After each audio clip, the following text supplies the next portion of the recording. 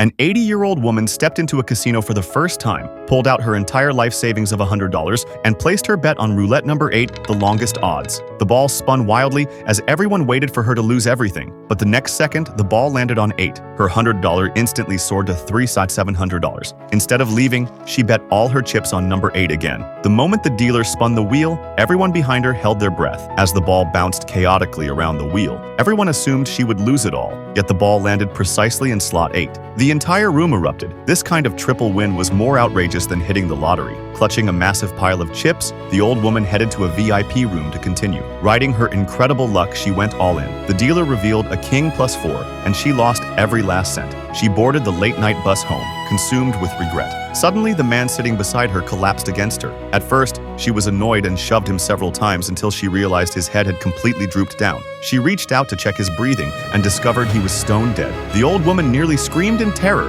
and was about to call the driver to report it when a bag fell from the overhead rack, landing right on her lap. The zipper wasn't fully closed, revealing thick stacks of red bills inside. She froze, glancing between the dead man and the bag of money. Greed completely overwhelmed her fear. She sat quietly until the final stop and got off. Back home, she counted it all exactly $1 million.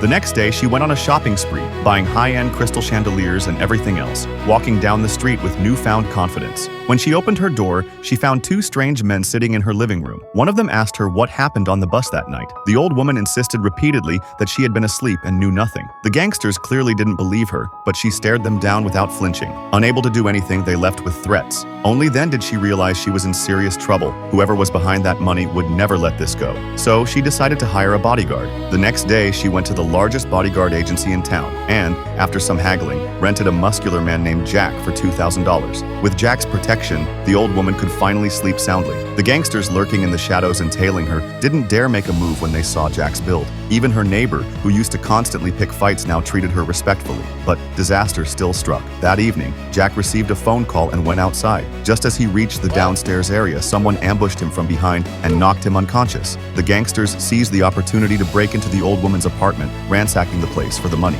Hearing noises from the bathroom, she quietly peeked out to assess the situation. The instant the gangsters reached the bedroom door, she grabbed the frying pan from the stove and delivered a fierce blow to the back of one's head. He dropped instantly. Jack had woken up by then and rushed upstairs to help, knocking the other man to the ground with one punch. Under cover of darkness, they dumped the bodies in a dumpster. The next day, anxiety-ridden, the old woman went to check, only to find the bodies had vanished from the dumpster.